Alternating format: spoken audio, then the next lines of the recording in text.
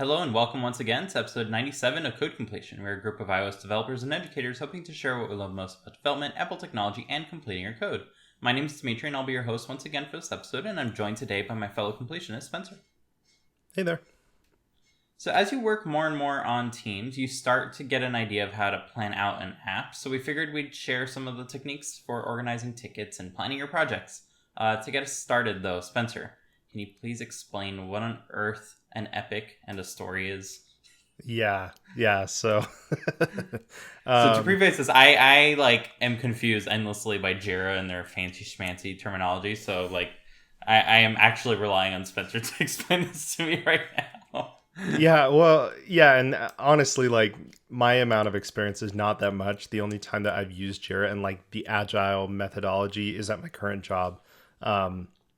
Before then, I had seen Jira and basically thought of it as like a souped up Trello, basically, and it is, but it's got. They're owned by the same company, right? Maybe. I think so. I don't actually know. But it's got, just a stupid amount of customizability where you can set up automations and stuff. It's this whole thing. But the agile methodology is just this way of going through and planning a project. I think the more traditional kind of development life cycle, they would be waterfalling it, where it's kind of fairly segmented out into the design team and the development team. And it's kind of, there's not a lot of communication between the two, and I think kind of the point, as I understand it, of agile is kind of to bring everyone together and have it be a little bit more involved, where at any point in this process it's there's good communication, and it's like that. It's not like that can't happen without it, but I think that's the overarching goal, if I understand it right. So going back to Dimitri's question of what is an epic and what is a story, an epic is sort of like an overarching, I guess, feature or goal, I think is probably the best way that I can explain it. So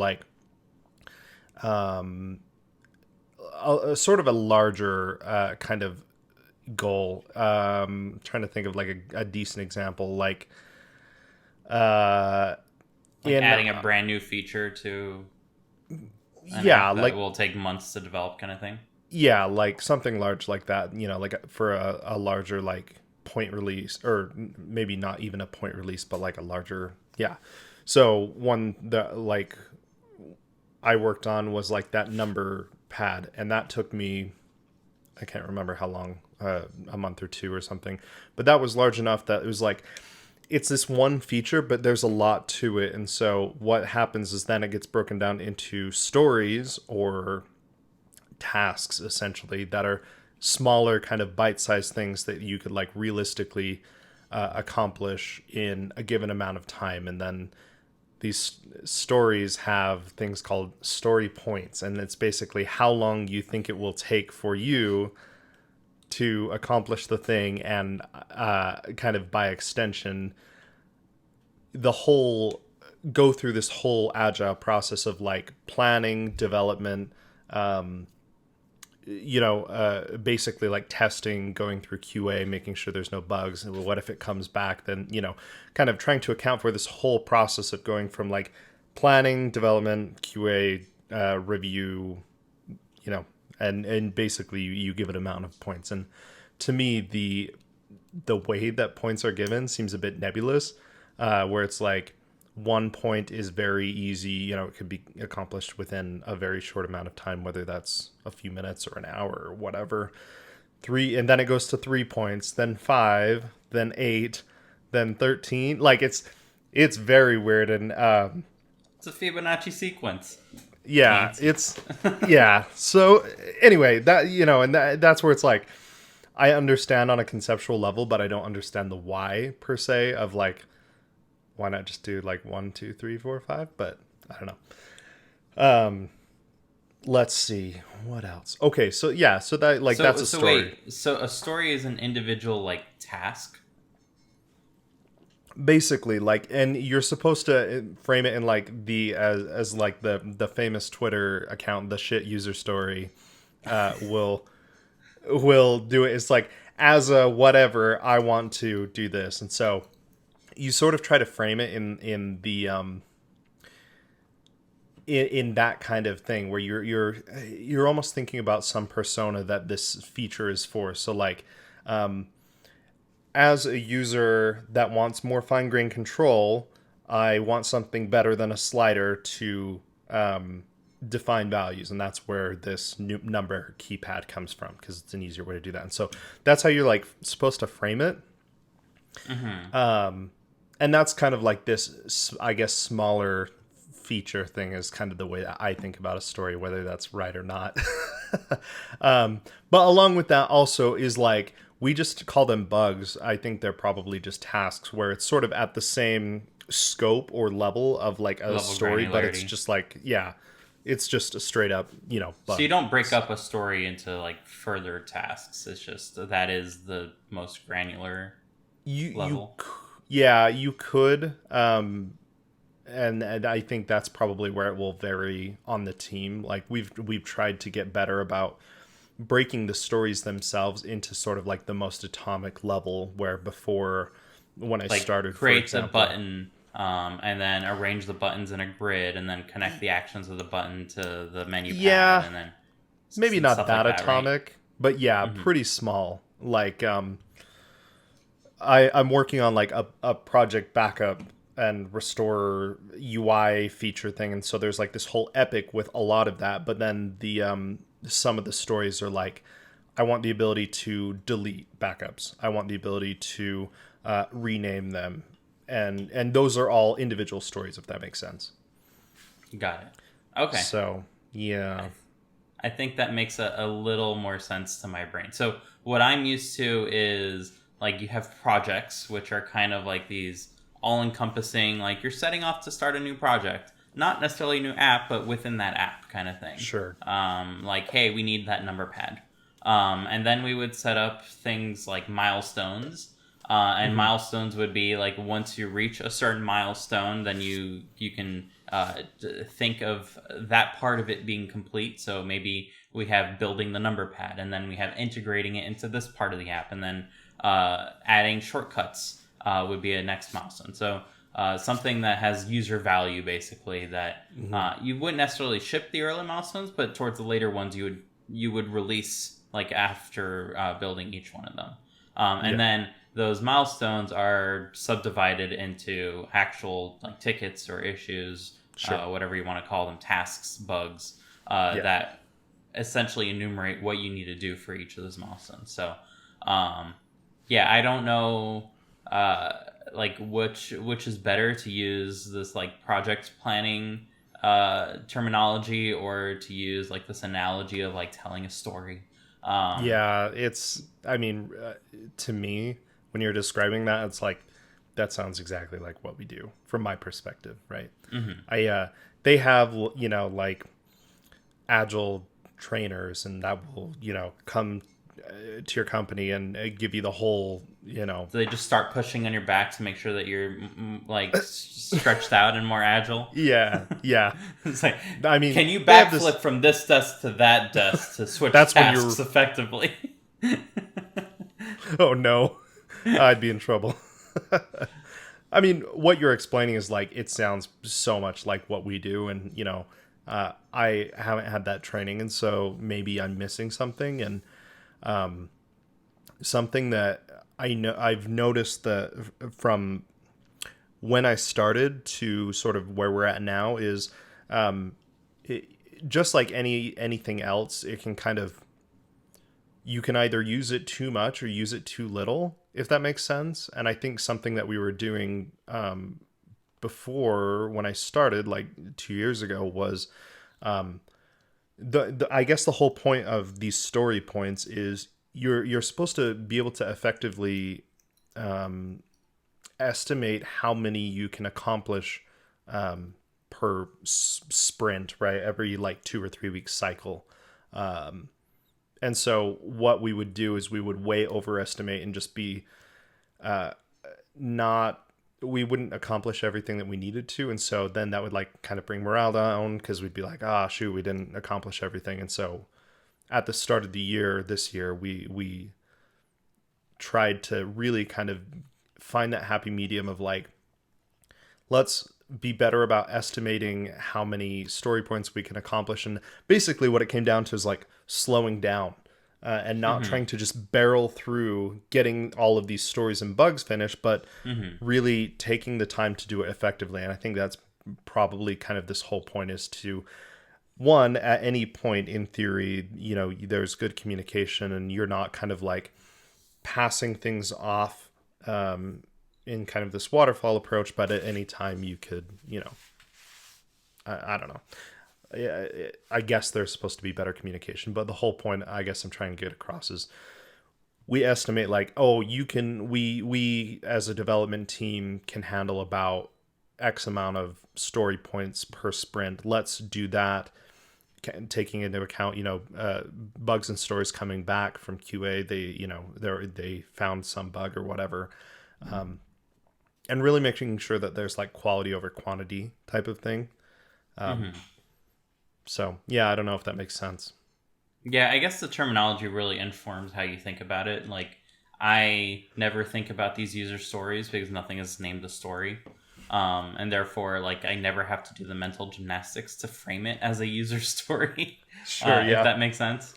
Mm-hmm. So that's something that terminology gets you, is a different frame of mind. Like, maybe it'd be better for me to frame things as user stories. I'm not sure. But that is a consequence of me not like living and breathing that analogy Yeah. to its intended purpose.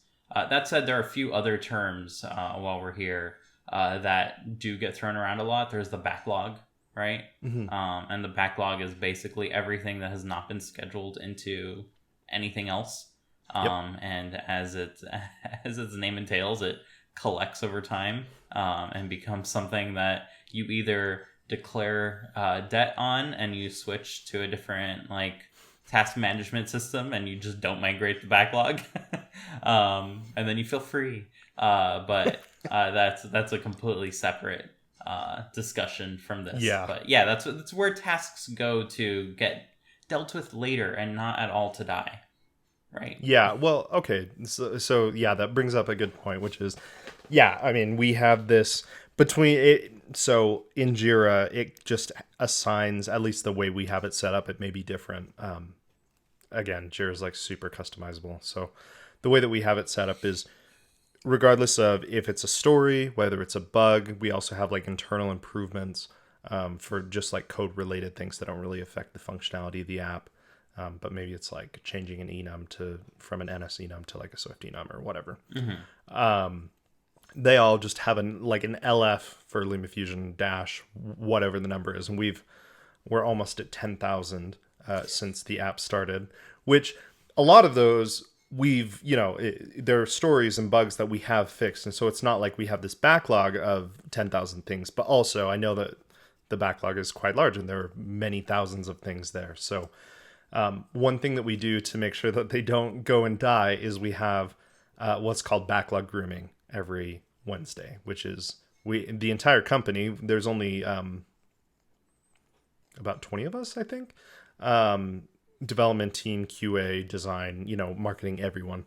Actually, I don't think the marketing team comes. Anyway, most of the company, at the very least, comes and says, we all get together, we all jump on a Zoom call, someone shares their screen, and we go through JIRA and say, are there any issues that you want to bring up that would either be good to pull into the current sprint, or more likely like basically groom or set to like the top of the backlog to say, these are the things that we want to focus on in the near future. So that kind of informs what our next sprint, or kind of the next small amount of time that we'll be working, sort of does. So it's like, if there's someone on the support team gets a bunch of emails and says like, this bug is happening to 10 people, then it's probably this fairly common bug. Then they'll write up a bug for it, and then in backlog grooming they bring it up and say, this is happening to a bunch of people, we should probably fix this. That kind of gets put to the top, and then the next sprint, then it goes into next sprint planning, it goes in. And So you go with a fine-tooth comb and groom through the tickets and see which ones get pushed and which ones kind of get left behind. Go to die. Yeah, basically. So Sounds good. and yeah, that's kind of the way that we do it, if that makes sense. So you did mention one more piece of terminology, which I Yeah. completely forgot exists, but does exist and makes no more sense than any of the others. What's a sprint and why are you running? Yeah. A sprint is basically this some given amount of time, which I think traditionally is probably 2 weeks, depending on the amount of work we have to do and the alignment of the moon and whatever. It's either 2 or 3 weeks for us. It kind of just depends. But it's basically I mean, I guess the whole point of like Agile is like that it's the cycle. And so you're not really, well, I don't know. That's the way that they show it in diagrams and stuff. But this whole cycle of, I think it's sort of like plan and discuss, then develop, then review, test, something like that. I don't know. Anyway, it's like the cycle of this kind of whole thing. And so what the sprint should be is given, X amount of stories with X amount of story points, you should be able to accomplish all of those within one sprint. Given development, given QA bringing things back to development to fix, going through what is called the owner review if it's sort of like this larger facing feature. So the design team looks at it, or one of the co-founders of the company look at it, make sure that it's the way that everything should be. Basically just making sure So that those are the milestones that I kind of brought up earlier. Yeah, exactly. Okay. Making sure those are in line and just going through 2 weeks and like you define what you're going to do within those 2 weeks, I suppose. And you sort of intentionally limit yourself to that. And at the end of the sprint, in theory, you should have everything done. And if you don't, then those get moved to the next sprint. And if you don't have enough, then generally we'll just pull stories in because we've sort of overachieved in that 2 weeks, more or less, if that makes sense. Got it. JIRA and their I don't know. epic stories, sprints, Yeah. and ability. I have to admit, having lived it for like 2 years, like it seems like there's like a lot of mental overhead with it. But really what it ends up being to me is like, I look in JIRA in the sprint, just there, it looks like a Trello board. There's an open column, and I look at a bug or a story and grab it and start working with it. And I don't really worry about the rest, basically, if that makes sense. So going deeper into the terminology black hole, you mentioned columns, and I think this is one that I can actually talk a little bit about. So these columns are part of a Kanban board, right? Yeah. Okay. They're like Trello or whatever. Yeah. They all look the same, I'm sure. Yeah, so I can talk a little bit about what on earth a Kanban board is. So once upon a time, a white person went to Japan and they were amazed by the productivity, and they realized, what is this? And they said, oh, this is our Kanban board, where we kind of organize things into columns and we shift along the columns as we get things done. And they're like, oh, we're going to bring that idea to our company as well. So they essentially pitched to their higher ups in using terminology from another language, which I will translate literally here. We want to use a sign to work more effectively, because that's what Kanban means. It's a billboard or a sign. So there's no like special Japanese art of doing work. It's just, this is like how you work effectively, and you use a whiteboard to like organize things. And apparently that was such a novel technique that that local white person was very amazed. And I'm assuming it's a white person, because who else would it be at this point? But yeah, this is how things propagate.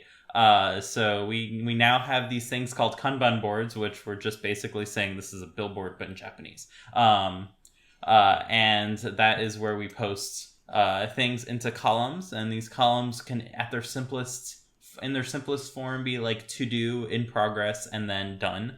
So you have a bunch of things in to do, And as you say, I'm going to work on this, you move it into in progress. And now no one else is going to work on it because you said you were going to work on it. And then you can move it from in progress to done when you're satisfied with it. And then things just accumulate and done, I guess. I don't know. Until they fall off the whiteboard, then you're done. I guess that's a downside of us making, like, using technology for this, is there's no limited space to focus. Like, it's just an endlessly scrolling list. So then your, like, to-do becomes endlessly scrolling. Your in progress becomes endlessly scrolling. Like, there's no, like, rigidity in saying, no, let's stop here. And like, focus on what exactly is on this board for everyone's eyes to see. But yeah. So, yeah, and I think that's maybe a part of, like, the sprint is you have a board, but it's you only see the things within the sprint. So when you finish a sprint after 2 weeks or whatever, you get a new board basically, and in that way, I think you are limiting yourself. You if race that makes it. sense. Yeah, basically. But, like, to be clear, like, when the things that we put in that board are from the backlog, and so that's what that backlog grooming is for, is to, sort of curate what we're going to do and then move those things into that sprint, and then that becomes the open board. And then we've got, like, developing, ready for review, which means there's a pull request. Then once that's accepted, ready to build, and that just means it's ready to be put into, like, a test flight build. We put out test flight builds so often, and then ready to test when it's in a test a build, and then either owner review if it needs it, and then done. So a little more, like, complex, but effectively it's the same thing. But I think that's kind of the nice thing, is it is sort of limited in scope to that sprint. So we're not looking at this giant, like, open to do of, like, literally thousands of tickets, and also the done column kind of shows what's actually done within the sprint. Okay, that makes a lot more sense, and it's probably a lot more useful. I think I'm gonna now, like, take a moment to go over how, like, now that I know all your terminology, I'm gonna take a moment to go over how I generally see the projects that I'm working on get, like, planned out and completed. Cool. And then I will try to sprinkle in this newfound terminology that I have in all three different like, contexts that I know them to be used, and then we can go from there in terms of, like, deciding if this is working out for us or not. Cool. So I think GitHub has, like, a few differing terminologies. They have, like, iterations, I think, and those are the sprints, like, as a part of their new projects. Yeah, it's been a hot minute since I looked at GitHub projects. Sorry, there we go, that's going away. There's a truck by. It basically, I mean, from the little that I've used, and of course you'll be able to tell more about it, but it basically just seems like a more or less the same thing that you can do. Yeah, let me pull one up so I can. Yeah, so it looks like they've got tables and a board, which would be sort of like that Kanban board. A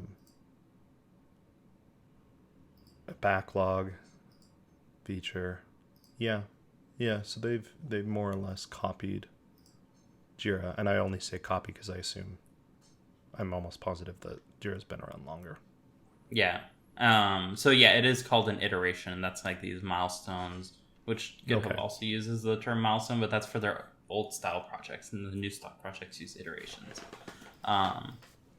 Cool. Let me go ahead and give a good outline of, like, what we go ahead and do, and then maybe that can inspire some people to like, change how they work, and maybe be more effective, and maybe declare bankruptcy on their current system and throw away the whole backlog in the process. I won't judge. That's kind of the purpose. That's kind of the reason why there are so many different bug trackers, right? Mm-hmm. It's because they make themselves available to you so that we can switch to them when things get untenable. That's right. Then absolutely. Then you can start fresh without any deep rooted like dark dreams that keep resurfacing and that you need to like change the enum. Change the enum. Yeah. The enum Okay. may All not right. exist anymore, but change the enum. I see you.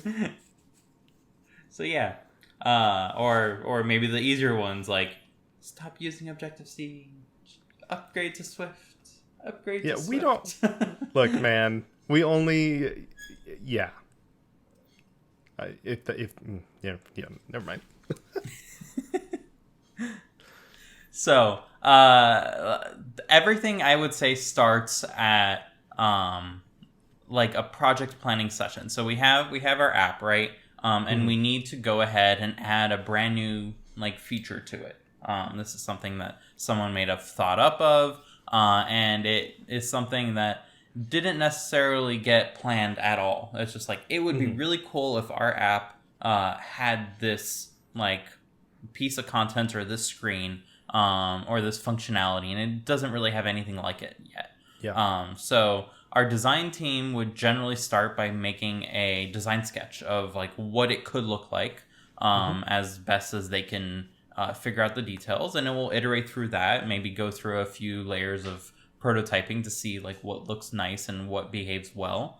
And once that's done, like towards the end of that, an engineer will be brought on to like basically say, no, this is impossible with the current set of APIs. This would take us 3 years to develop. All that, yada yada yada. Make sure that like pie in the sky, like, oh, it'd be really cool if we use machine learning to like tell if the user is happy before they see the screen. Like, make sure that doesn't sneak in, because you can prototype like to your heart's content after that. But if that key piece is impossible, then no point. So that was not a real example, by the way. So don't feel like I'm revealing any secrets by saying that. That was just some wackadoodle idea that I came up with. So after the designers basically come up with a more or less complete idea that needs to be developed, developers will be brought on board to create an engineering sketch, which will go ahead and detail in technical terms how to achieve like this. It will go over perhaps some of the points that the designers didn't necessarily think of, like more edge cases, what's going to happen in this situation or that situation. How do we need to change our approach to satisfy like those different things? And at that point, we currently are using a tool called Linear, but you can basically use any tool for this. We will create a project for that feature. So I believe this would be what you call an epic. This is what where you'll basically link both the design sketch and the engineering sketch that have gone through like a fairly good review process with the members of the team who are going to be involved. And that is where you will essentially dump all the work that needs to be done. It's going to go in that project. Now, we specifically do not use dates because dates are not useful with development because there are many unknowns and many engineering challenges to tackle, and dates just rush things that are not necessary rather than focusing on what is necessary. And there's a different technique that we use to focus only on the things that are necessary and not on the things that are unnecessary. So we do not need time to be that limiting factor. And I'll go into that in a little bit.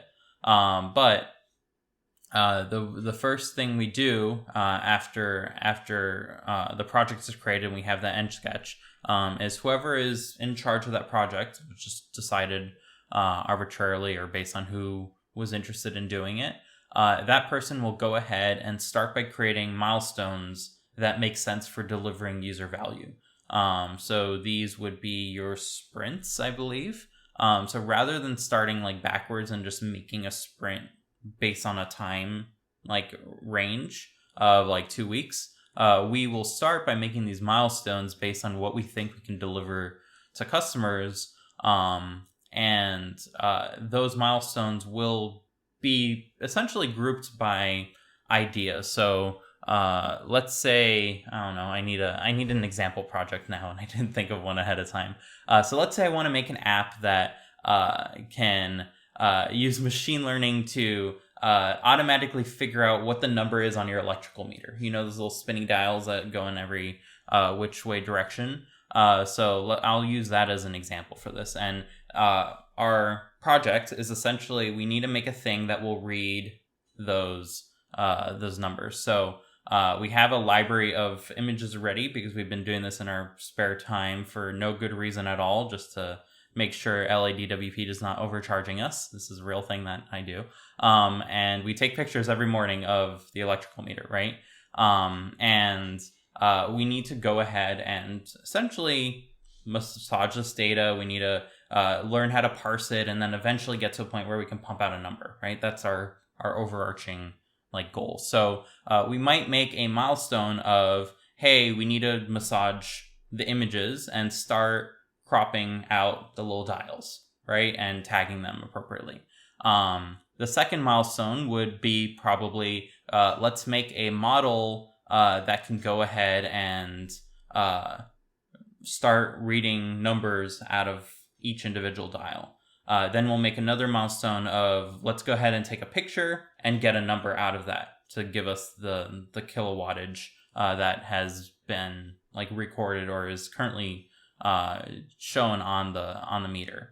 And then the fourth milestone might be, let's build a UI to show a table of this over time. And a fifth milestone might be, let's go ahead and build a UI to bring it all together, take a picture, have it be inserted in the table, and essentially show those records.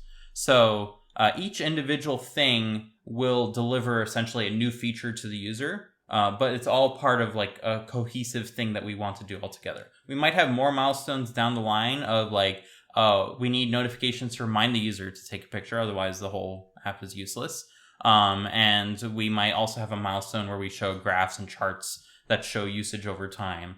But both of those things are separated into milestones that we might decide are not appropriate, right? We might decide that, hey, by the time we get to this point, we might change our mind. We may not want those notifications, or we may not want those charts. We might have a different idea in mind.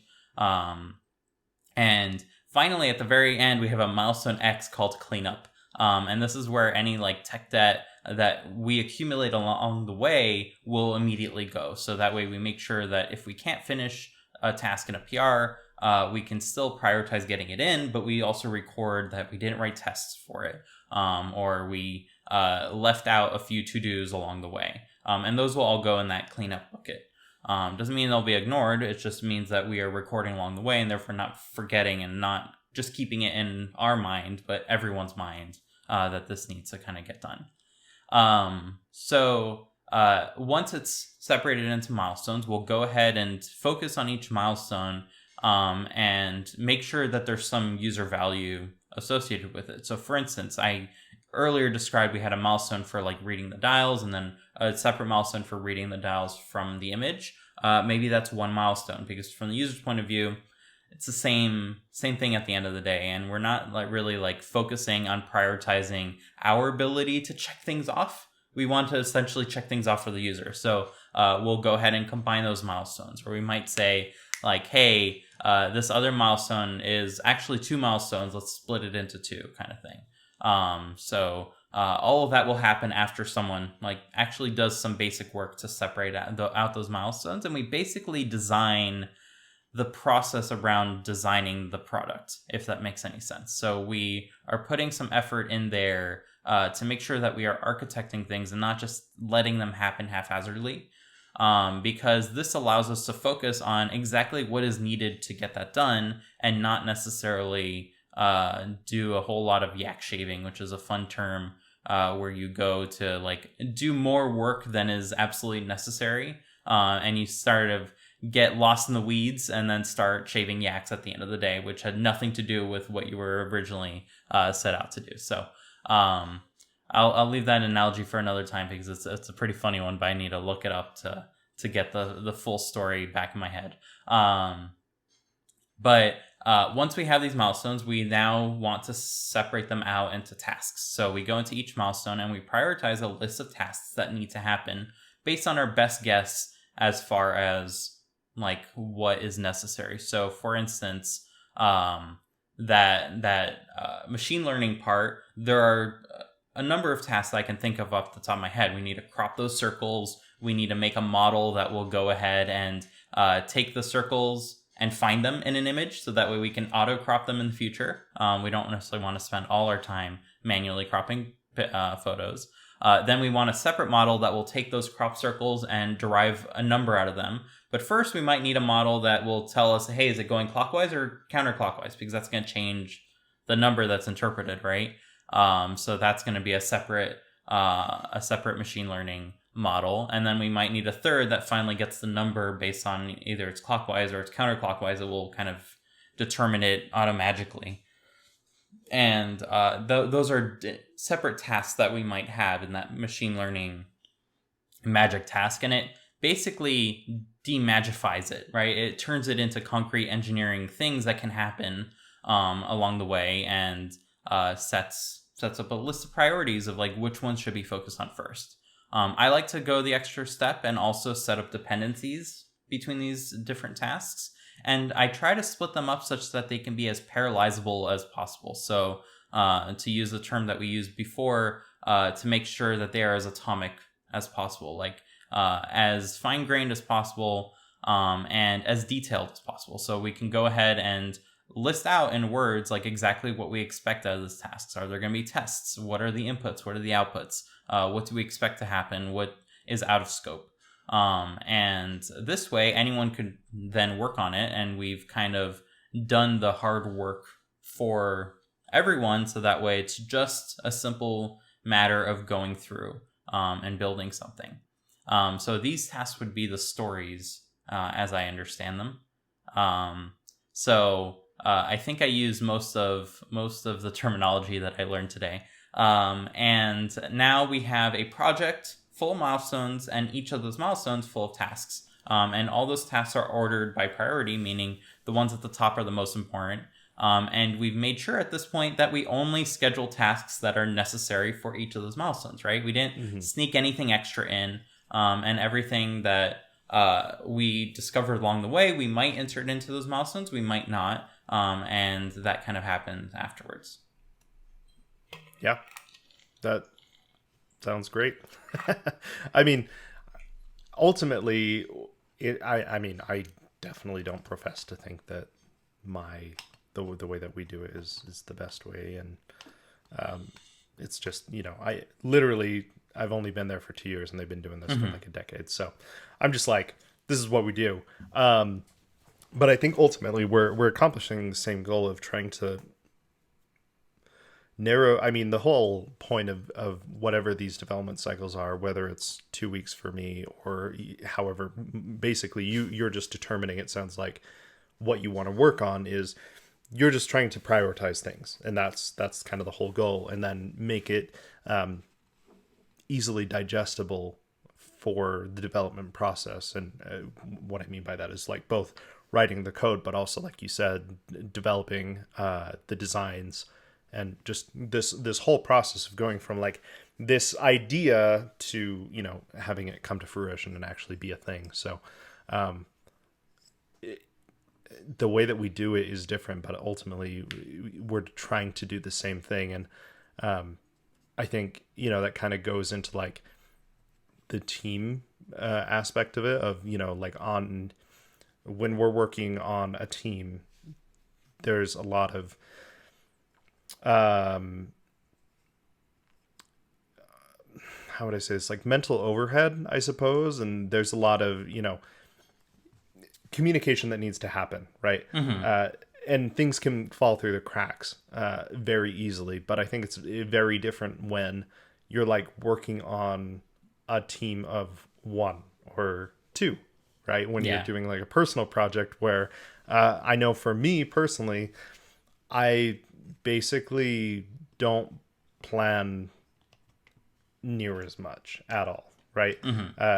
What I'll do if I haven't worked on like a large personal project in a while, but I think I mentioned I worked on a personal project for about a year's worth of time, and that most definitely wasn't every day or anything, but it spanned about a year. And the most organized I got was making a pretty basic Trello board that was like to do, in progress, and done. That was more than anything just to have a very succinct backlog of putting things somewhere so I don't forget what they are, better than for me, like in a note or something, in a note app, and forgetting about them. So realistically, it was more like a one column board of like things that I need to get done and then moving them to done. And that was pretty much it. It wasn't near as complex, but it was enough for me to like think about like, oh yeah, I should do this, or I need to do this later. And that's all it was. And that was enough for me because I was just working with myself and there was no one, that I needed to, there was no overhead of like, making sure that the design team got this or the testing got this, because I was everything, if that makes sense. So yeah, it's a reminder for yourself, right? Yeah, that's it. So you don't really need to subdivide and subdivide and subdivide. The whole app becomes essentially that project, and the whole app is essentially a sprint because there's one cycle, and that's getting it done. And all you need to do is make sure, oh, I don't want to forget about this. And therefore, whether that takes the form of a to-do in your code that you then search for later, perhaps, or perhaps never, whether that takes the form of a warning that you add to your code, so that way it like shows a little number, and then that gets totally out of hand and you have 200 of them. Whether that takes the form of adding to notes, whether that takes the form to adding to reminders or things, or using GitHub to do it, or having just a Trello board. Like there are all sorts of different ways that you can go ahead and do that. And it really comes down to like, who are you communicating with, right? If it's just with yourself, then that's one thing. If you need to communicate with others, then you need to have a process to communicate effectively, as you said. Yeah, I mean, having it, it's I guess one thing to have your own process, like your own personal process, and it's only you that has to deal with it, and that's great. But yeah, as soon as you start dealing with other people, you're not all thinking in the same way, and there needs to be some sort of, I suppose, middle ground that you both know and understand how the process works in order to make sense of this whole thing that we call software development. Yeah. That said, like, there is a lot that you can do throughout the process to better communicate with your team. And that's, I think, where using these tools is most effective. Like, you can go ahead and plan everything, but if all you do is plan and then just let everyone have it, then that might not be super effective, right? So, for instance, when I describe like everything got planned into individual milestones and individual tasks that need to happen, that does not mean that work just starts, right? Work starts by us saying, okay, we're going to start the project, and we're going to start with the first milestone, obviously. And so what we're going to do is have an iteration meeting where we will go ahead and make sure that everyone is on board with all the tickets that are in that milestone. So we will go ticket by ticket and basically discuss, hey, how will you implement this in its rawest, purest form? Like, actually go ahead and pull out APIs and think about like how you will go ahead and do this in as many details as possible. And then someone else might say, well, what about this scenario, and so on and forth. So we have a good discussion on a ticket per ticket basis, basically implementing it without code, just like using our brains and perhaps a whiteboard, or in this case, like typing out notes along the way.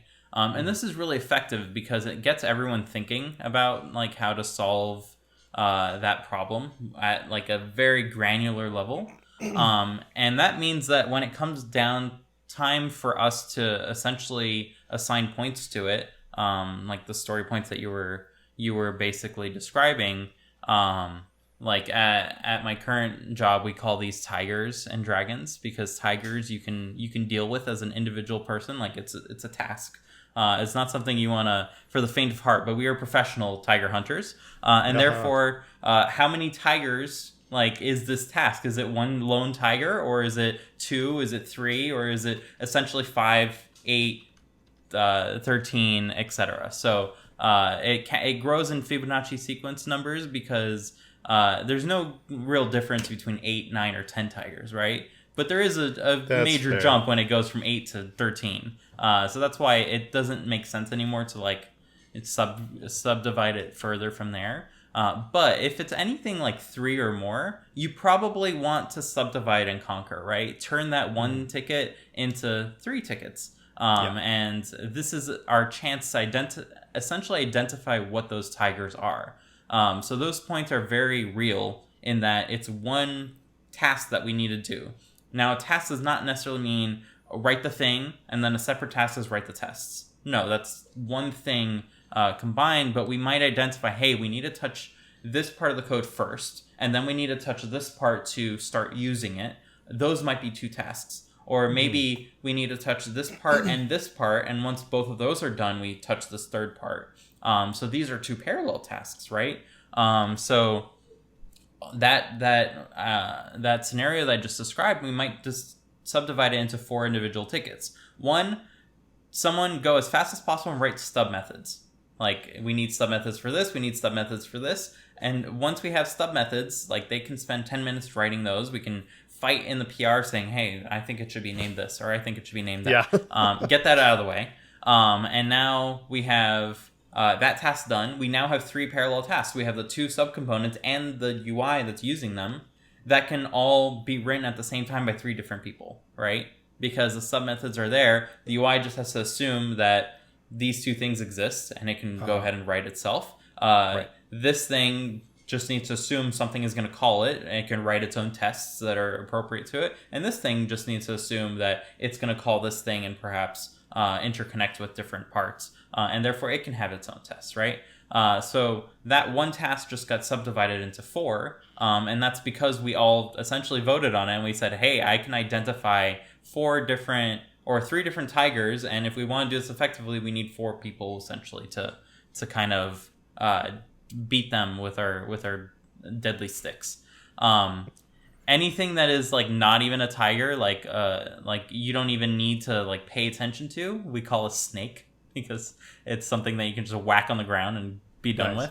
In our murderous adventures. And anything that is like, it's not even at the level of tigers. There's a dragon. We have no idea how to deal with this dragon. Sure. That we will specially identify and say, like, hey, this is something that we don't necessarily know how to deal with right now. Like, it's a huge unknown whether there's APIs that exist, whether we are inventing something that has never been done before. So we will label that as a dragon, and we will essentially time box it and say, like, hey, how much time is it worth spending on de-dragoning this? And identifying how we can potentially like work around this issue that we have, or prototype different things to see what will work.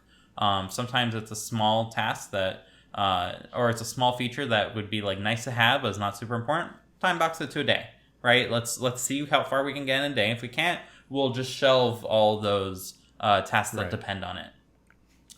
Or it might be something that we really, really need to have. But there are various approaches that we might take. So we might make a ticket for each of those approaches and time box them to a week. And say, like, hey, at the end of the week, if this approach doesn't work or doesn't seem like it has any conclusion that's possible, let's go ahead and stop that and work on the next like possibility and go from there. So that iteration meeting uncovers as much as possible very early on. So that way, every member of the team can essentially jump on any ticket because we all discuss them as a group, right? And if anyone doesn't know anything, that's their opportunity to ask during that iteration. It's like, hey, how will we use machine learning? And then someone can say, hey, there's this thing called CreateML, and you can specifically give it examples, and it can go ahead and like learn very rapidly based on a few cropped images of circles where any cropped circle is. Because it's built for that, and I played with it in the past. So if someone mentions that, then everyone else is suddenly more comfortable with it, right? If no one ever mentions that, then no one ever knows. Like, it may just be that one engineer that can work on it, and no one else can potentially figure it out. So that's that very first thing that happens is we'll have an iteration meeting typically once a week, and just get through as many tickets as we can. As many tickets that will fill up the week, essentially. And that will just rinse and repeat every week until that milestone is done. And then once that milestone is quote unquote done, then we will have something called a bug bash where everyone involved and potentially anyone else in the company who wants to try out what you've been building will now join a 1 hour or 30-minute session where we will essentially break as much as possible trying to find out where the loose ends are, right? And we'll just log them. Some of those tickets might go back in the milestone and it's no longer done. Some of them might go into future milestones. Some of them might spawn new milestones, right? They might inspire something new, but those milestones will be towards the end, which means that we might decide we don't need them and we can draw the shipping line earlier, right? And that's kind of how we can build something that is more or less ready for release without needing to have that time cap where it's like, hey, It needs to be released on September 12th. And September 12th is a very important date because it's my daughter's birthday and I want to be able to release it before I spend the day with her. So get to work, everyone. That is not going to turn into shippable stuff, right? But if you go ahead and say, we have these milestones are well scoped. There's no unknowns in them. All the unknowns have been flagged as dragons, and anything else has essentially been discussed to death to be well known. Then you don't necessarily end up in that situation where things kind of slip endlessly and never get done because you're always making forward progress on just the tickets that are important. And anything else you might think of can be made into a ticket first, and it will be planned at the next iteration meeting to be determined if it's important enough to tackle now, or maybe it goes into that cleanup bucket that ends up being dealt with after we ship it, and then we start cleaning up as much as we can before we move on to the next thing, right? Yeah, I really like that. I should clarify, and I've definitely not done a great explanation of how we do it, but I want to be clear with our 2-week sprints, as we call them, are not we're not releasing a new version of the app every 2 weeks. You'll notice a bunch of larger apps, they'll even say in their release notes we release a new version of the app every 2 weeks. They're on that schedule of every 2 weeks. It's just pushing and whatever's there is going to be shipped. Yeah, which is weird, and we do those 2-week iterations, but they're not. We go internal many sprints, without releasing anything. Depending on whether it's a point release or a bug fix release or whatever. So I think for us, it's more of a way of segmenting out what we want to focus on, and 2 weeks tends to be something that's it's large enough in scope that there's a lot to do, but also focused, if that makes sense. Mm-hmm. So it may be 3 or 4 or 5 or whatever, however many sprints we go until we release something. So in that sense, I don't think we're rushing per se as much as probably your Facebooks or whoever would. But I do quite like the idea of not having it be time limited in scope. I think, and you're very likely doing it, is just finding that cutoff point, which I think is kind of the whole point, at least the way that we do it, of the 2 weeks, is to if we give ourselves 2 weeks, then it's sort of we can more or less gauge how much we can do in 2 weeks, if that makes sense. So so different approaches, but I think the goal is the same. Yeah, kind of like what I said, where we have that iteration meeting once a week. You just have that iteration meeting essentially once every 2 weeks. Right. And you are able to plan out ahead enough for those 2 weeks before anyone starts forgetting essentially what just got discussed, right? Yeah. If you have one every month, maybe that's not going to be super useful because 2 weeks down the line, something will be like, what were we talking about again? And then just invent their own solution that has nothing to do with what was being discussed. So these are meetings that are actually important for everyone to pay attention and be involved in the process, because you're essentially going to be determining how something gets built and agreeing to it as a team during this point in time, right?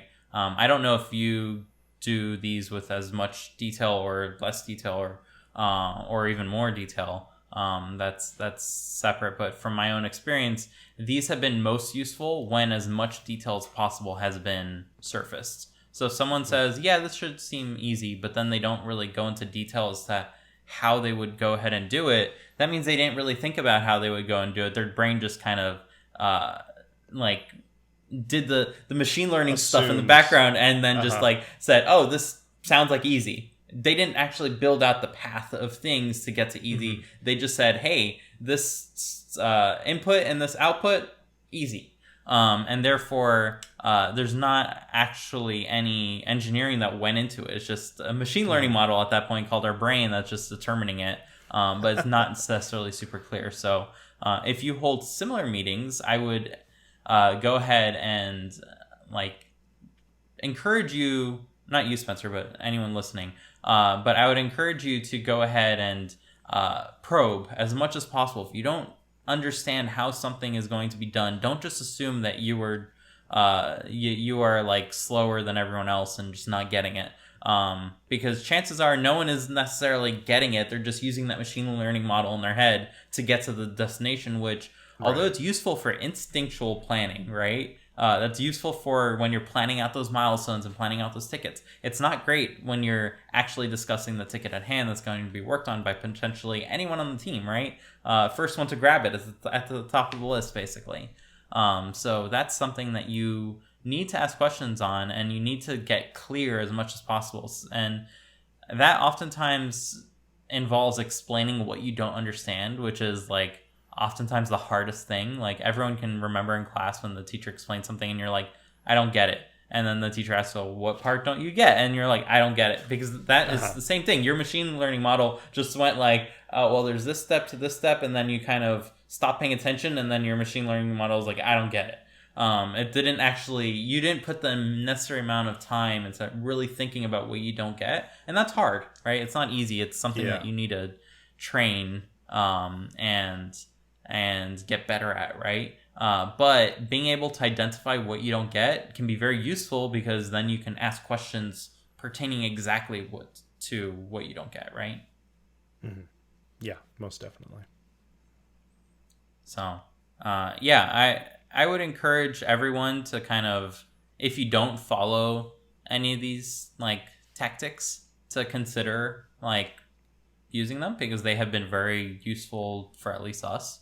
And if you have a completely different set of tactics, like I would love to hear them. Yeah. So tweet at us at Code Completion.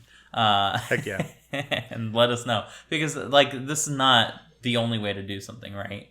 No. There are tons and tons of different ways of being effective at like planning out a project. And some optimize for different goals. Sometimes those dates, they're non-negotiable, right? So you need to have a way of like working around them as much as possible, and knowing about them early and being able to build things effectively as a result. So like if that means prioritizing all the de facto necessities at the beginning and leaving polish towards the very end as much as possible, that means that you can ship on that target date, whether you have the polish in or not. That might be the only way to go, right?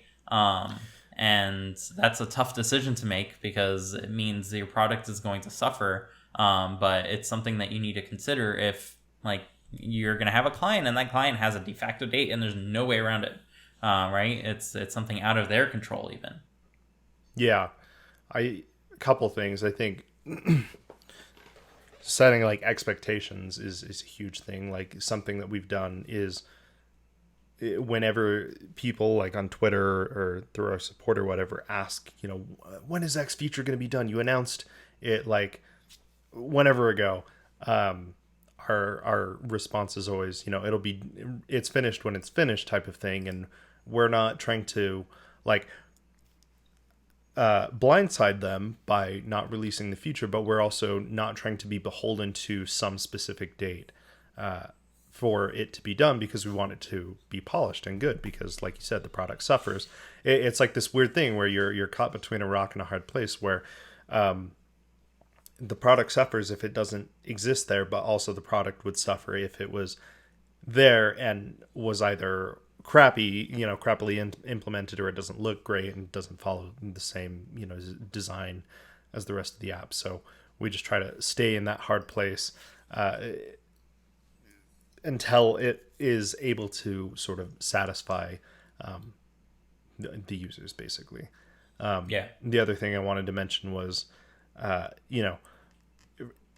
most definitely would love to hear from other developers on like how they do their personal work, because the way that I do it, I know is like not great.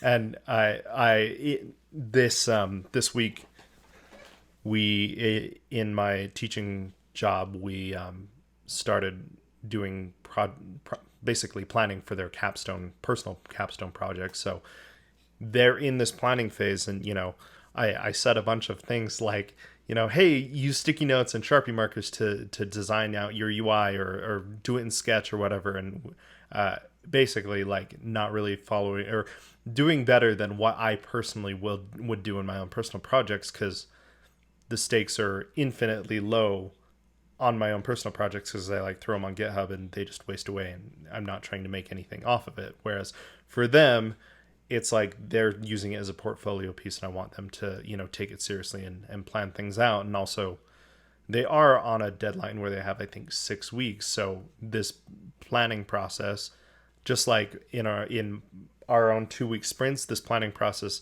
of taking a few hours worth of meetings ultimately helps accelerate the time with which we can develop these things, because they've already been fleshed out. Like Dimitri said, we already know what APIs we're going to use. And so it'd be interesting to see how others, whether it is for like client work, you're the only developer, but you're doing client work, or if you're just working on, your own indie app, how you plan. Because I know that the way that I do my own personal projects, because the stakes are so infinitely low, I just don't really care about time. It's just like, I'll do it when I want to.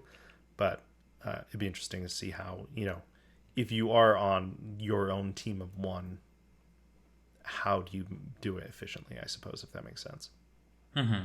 Yeah, and one key piece to this that I would encourage everyone to do, especially when you are working alone, is don't forego the process of making a branch, committing good commits to that branch, making a PR, and reviewing that PR yourself. Be someone in someone else's shoes, to go and look through your code, leave comments to yourself, essentially, and practice that muscle. Because even if you never work on a team with others, which eventually you might, that's a good that's an excellent skill to nurture and be great at once you do join a team. But even if that never happens, that's a great point in time to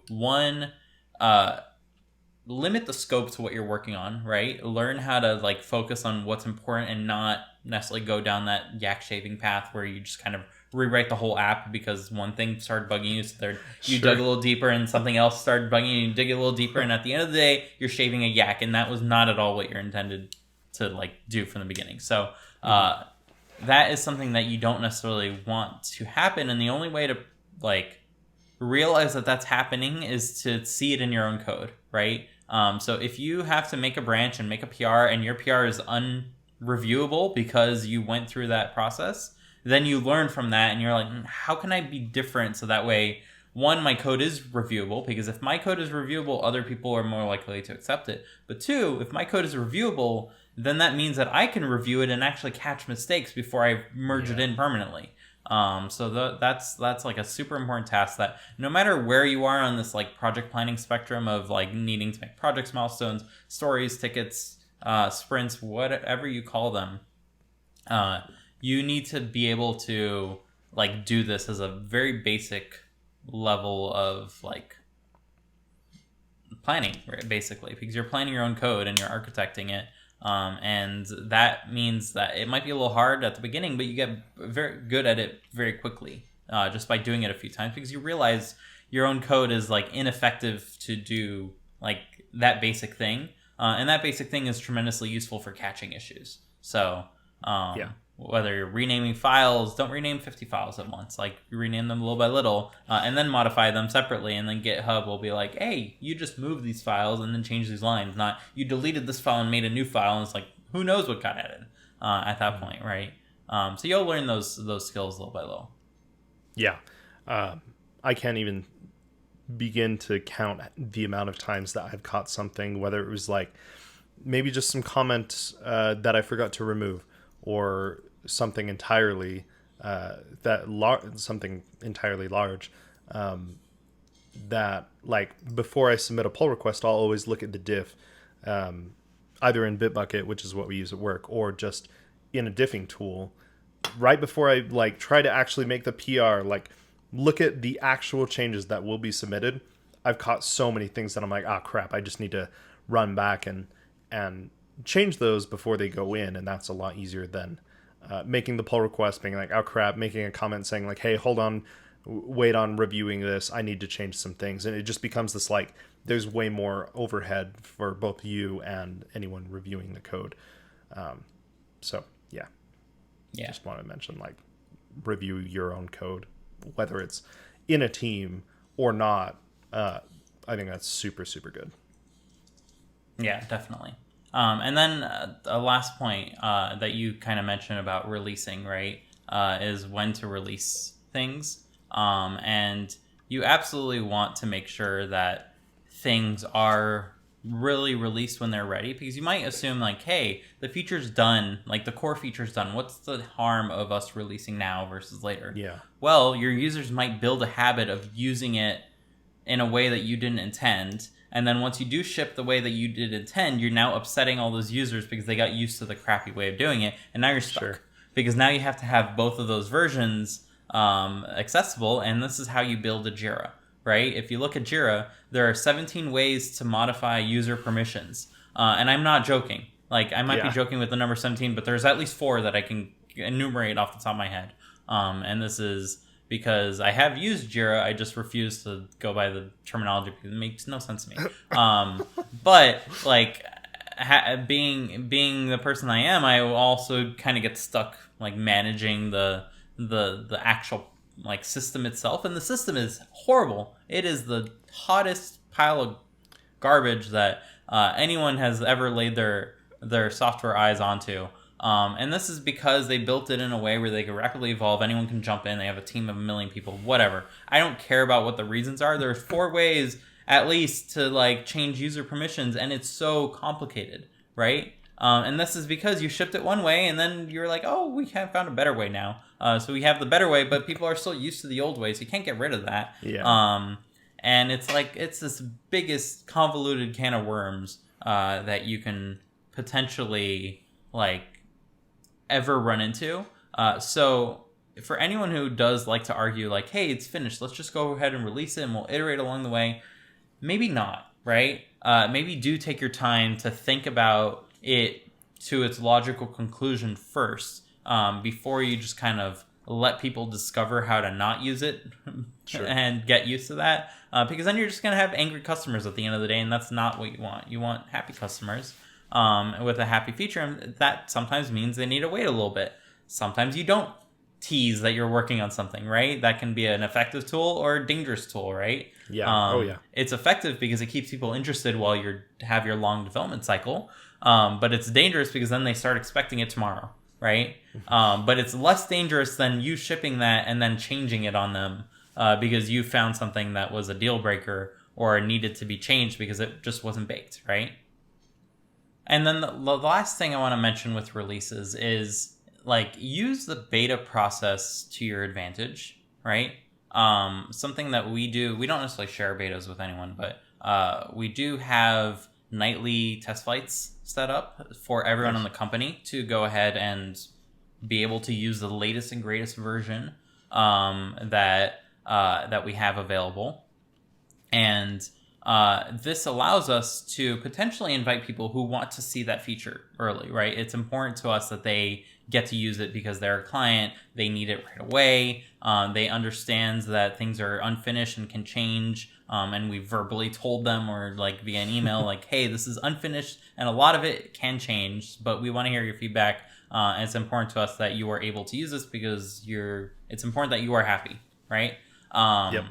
So like use the beta process to your advantage for things like that, because that means you don't have to release it to everyone. You release it to 2 people who understand that things can can actually go ahead and change in the process, right?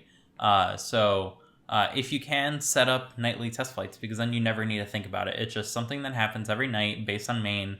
You have a test flight that is just ready. It's ready to be used. You can use Fastlane for this. You can use GitHub Actions for this. It's really open-ended. So that's like one thing that you should definitely set up. Another thing that I encourage everyone to set up is go ahead and create a second app record and name this one like your app internal or whatnot. And set up an action that every PR you make triggers a test flight based on that branch. And I intentionally say make a separate app record, because what you'll do is set up the version number for the app to be the PR number. So you basically take your PR number and stuff that into the version field of your app before you submit to test flight. And what this does is you will essentially, within a few minutes of you pushing your branch or updating the code in there, you'll trigger a test flight build for that branch that you can immediately have on your phone or on your designer's phone or on a client's phone and say like, hey, can you test this version? Does this version satisfy your need? And this has not even been merged into main yet, right? This is a completely isolated thing that can then be independently tested by QA. They don't need to have Xcode. They just go ahead and grab that test flight before approving the PR, for instance. And that's another very good tool. Sure, it takes like 3 minutes for it to deploy or more, depending on how complex your app is or what you're running on. Like, run a self-hosted like GitHub runner, because then that's way faster than the ones they provide and way cheaper, it turns out as well. But yeah, with that, you can go ahead and just have an instant build for anyone to go ahead and use, and then like you're in a much better place as a result of that. So that's a second thing I would go ahead and recommend in terms of like the release push. Like, you're technically releasing, you're technically iterating with customers, you're technically getting all those benefits, just not to everyone. And that's like a key piece of the puzzle. And this means that when you're truly ready to release, you can release to everyone and have something that's finally polished. But to those that are like, hey, you said this was coming 4 months ago, where is it? I really need this. You can privately talk to them and say like, hey, we have a beta of this. Do understand that things can change, yada, yada, yada. And if they seem like a trustworthy individual that you want to be involved in your process a tiny bit, you can invite them to those individual, like maybe just the nightly betas, not necessarily the open ones, and so on and so forth. Yeah, we do a similar thing. I it's interesting that you said to have a completely separate app record. And we don't do that, but we do. We call it our 999 build, where it's like version 999. It's like, very, very different, and it's basically our nightly build. I don't think we do it per PR. We do I think we're both using Jenkins and Xcode Cloud right now. I can't quite remember what our whole process is, but we have things build and run tests for every PR, and I think we don't do that. We don't do a test flight build for every PR, but we do more or less the same thing, where a similar thing where we have a bunch of just external and internal beta testers. Of course, QA is testing that before everything is kind of finished in JIRA, but we do have people, on a basically a nightly beta. It's not nightly per se. It's like sometimes we have multiple test flight builds go out in a day, and sometimes it takes a couple days or whatever, but similar thing. And it's cool to get that feedback, having those testers, external testers, know it's very much in development. Things can change, and sometimes that's good and sometimes it's bad, I guess. Yeah. Ours is on a strict nightly schedule, and it will go ahead and post in Slack exactly the commits that got added since, and this helps everyone know hey, what got added to the iOS app and since yesterday, essentially. And it just does this like clockwork every night, and this is a huge amount of responsibility that's off our chest, because this means that we can use that same build to submit to the App Store, because it is our version number that we plan to ship, just with a build number that just keeps incrementing every single time. Sure. And this is like very useful for that specific purpose, because then we don't need to worry essentially that we might be shipping something that is like, oh, we need to make a new build just for the App Store. It's like, no, that build was good, great, let's ship it. Right. And we have like end-to-end validation there. So that's why we don't necessarily. That's why we specifically have a separate app record for the like PR numbers, because then it's easy to find like, hey, which PR is it? There's 50 million builds on this test flight, and you just go to the PR number, and hopefully the description says like what the PR is, and that is something useful to quickly validate that you're on the right one. But for the most part, we just say, hey, look for this version, and that tends to help people find it. Nice. Yeah. So it takes a bit of effort to get working, but it is so worth it once it is set up, because then you just don't think about it, right? It just happens. That's fair. And that's like the bliss of spending a whole bunch of time making it work to begin with, is just to have other people go ahead and use it. And you get that continuous deployment that like is so ubiquitous on web projects and stuff like that. That was a lot harder up until now to have. And it doesn't necessarily need to be through TestFlight. You can totally host like ad hoc builds that are to specific provisioning profile IDs. Like that's what TestFlight is. So if you know everyone on your team, you just gather their provisioning profile IDs and make an ad hoc build and host it on a server. Like you can go ahead and download those just fine. You don't need enterprise or anything like that. It's just keyed to specific devices, and that's the end of the day. So that's another great way of doing it if you don't want to necessarily have the extra overhead of a extra app record and all that. You can make a fancy web directory that has exactly the PRs, or maybe post it in GitHub directly. It's like, hey, download it right here. So all sorts of options available to you. You just have to over-engineer it. So you can make a project for that with milestones, and then maybe the auto like posting to GitHub, that's a later milestone, right? But the key one is like make a build every night, and then the second one is make a build with every PR, and then maybe that's where you draw the line, and you leave those kind of sitting there in that project, and that project kind of gets ignored, but it's still kind of organized. It's not just thrown into a giant bucket, and you're expected to tell a story to your grandchildren about this epic of when Spencer once wrote a line of code, and he was running a lot, and he was very athletic and agile. Yeah, that's right. Doing backflips, switching from one desk to another, working on two different things at two different times. Yeah. Yep.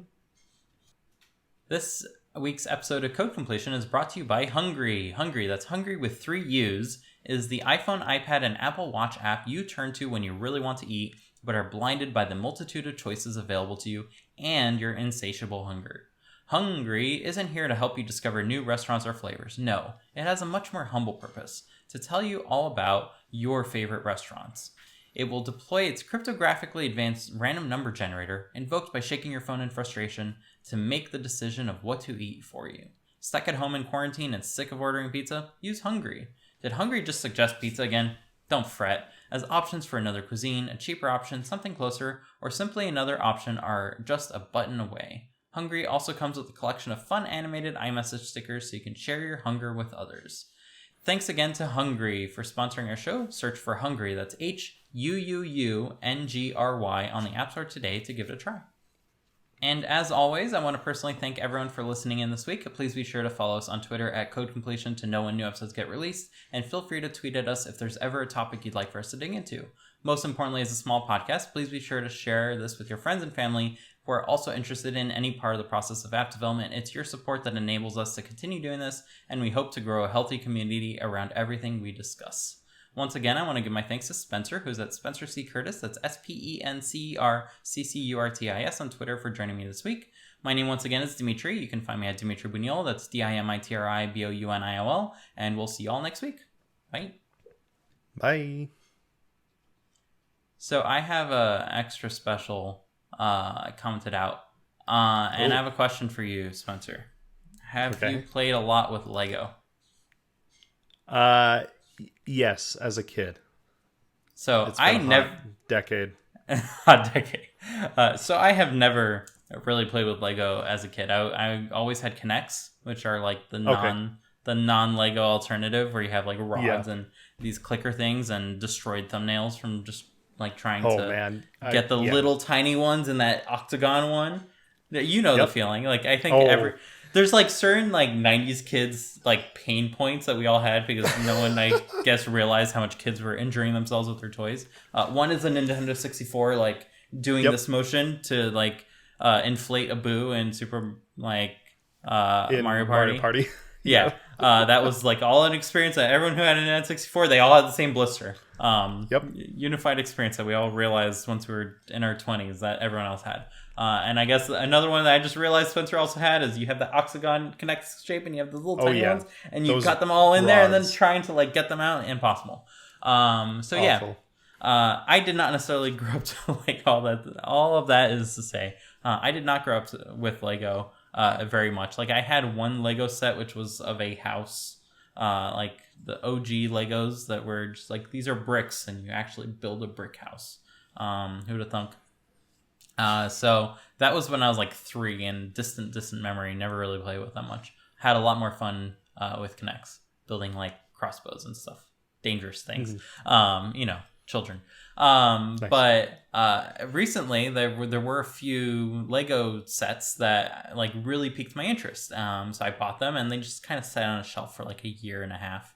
And I finally put one of them together, and I just need to show this to you because it is so freaking cool. It's the best NES, one. That's so cool, dude. Yeah. So it comes with a little controller. The buttons don't move or anything. This is just like, it's Lego. But this is an actual plug that like plugs in. It has like little things that kind of attach. So let me remove this and I can give you a tour of the rest of it. You have your audio and video. And in the back you have like your power, your RF switch, and all the little knickknacks that were part of it, right? So cool. So this is a hefty block of plastic, but it does have some secrets. So you can go ahead and open it, click the little thing, and out comes a cartridge. There's a full mechanism inside to lock the cartridge in, so you can put the cartridge back in, and I'll let the satisfying click. It's just like the NES, dude. That's so sweet. Oh, shoot. You get a little cartridge of Super Mario Bros. In this case. And it's Super Mario Bros. Because over, I think on this side, there's actually like a little secret that I didn't even realize was building. I was like, why are there so many colors on the inside of this thing? And if you remove this piece, you get a little warp zone underground kind of set mock-up. And it's just a little piece that just goes on top. And I'm like, that is cool. I didn't know Legos had like secret compartments and stuff. I should have gotten to this way earlier. This is the Nintendo Entertainment System Lego thing that I love it. Lynn and I got enraptured into building and having a lot of fun putting this together. So, But that is... Oh, I lost the stand. Comes with a little stand too. It's not a nice. But that comes with this wonderful little television set, which has a nice little antenna. Because you need to like get the RF frequency just right and tap it on the side. And on the front you have a screen. And this has a few features. This kind of makes some noise as you rotate it back and forth. This is the low tech model, as you can see from the back. It also says low tech color TV receiver. And the coolest part of this is it has a little crank. Which if I rotate in the right direction, that's so cool. Has Mario just like going through the level. And you can do the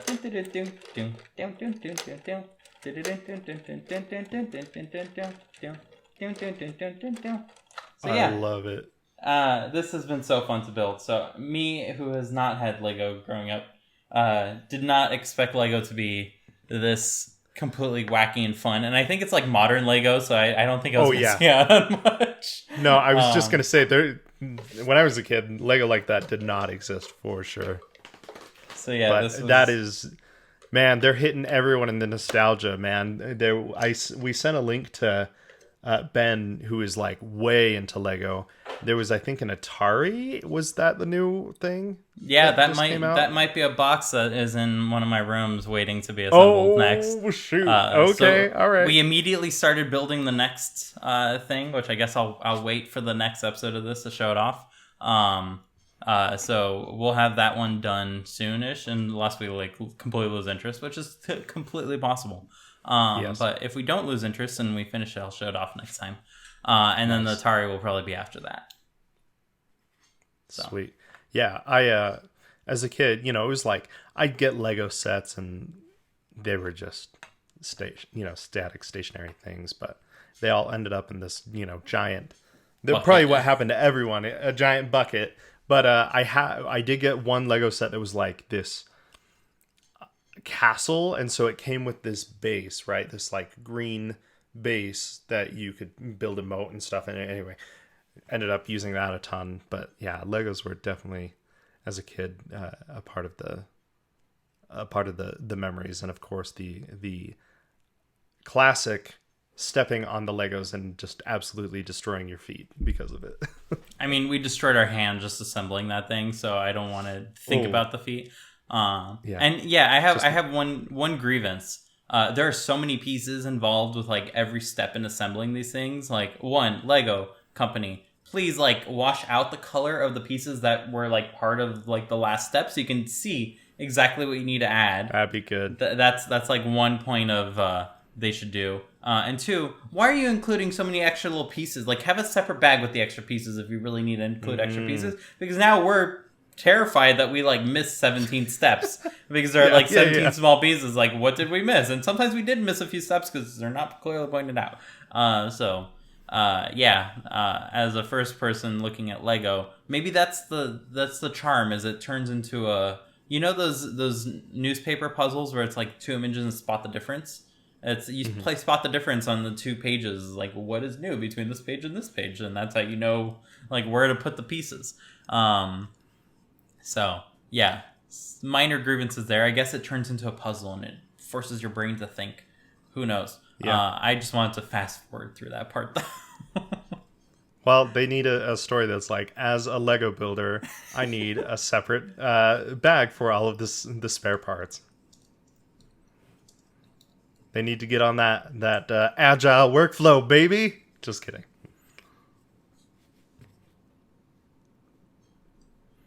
Okay, that's all I got. All right. Well, I'm excited to see the other Lego sets that you... Definitely. They're a lot smaller than I thought they would be. I was imagining these ginormous things I wouldn't be able to put anywhere, and therefore would have to deconstruct. But no, these are totally bite-sized, can definitely be put on a shelf. Nice. So, yeah. How many pieces was it? I don't know. Does it say on the box? Yeah. I will be right back. That's always the fun. I can look it up. It's okay. Okay. Cool. Titles? Once upon a time, I'll wait for someone to check. We are professional tiger hunters. 2,600 pieces. Yeah, it was a lot. There were 2 books, which meant we can divide and conquer until one of us finished our books, and then we had to like huddle over one and work on it together, which was one person kind of found the pieces and the other person assembled, and therefore we made sure we didn't miss any. So it wasn't that bad, but yeah. It's cool, definitely easier when there are 2 books. Assemble different parts and combine your efforts.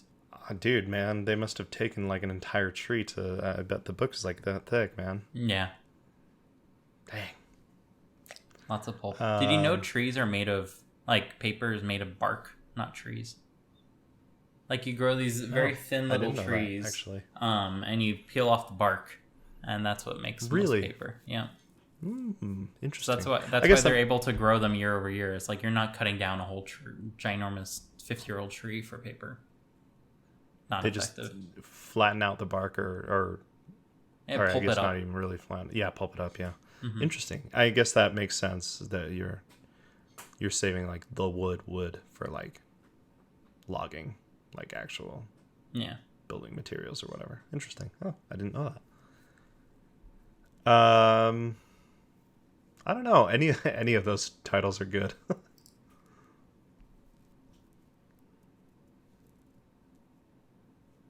I'll go with this one. It's probably most Okay. conducive to what we talked about. Yeah. Gotta optimize our SEO. And get that SEO, yeah.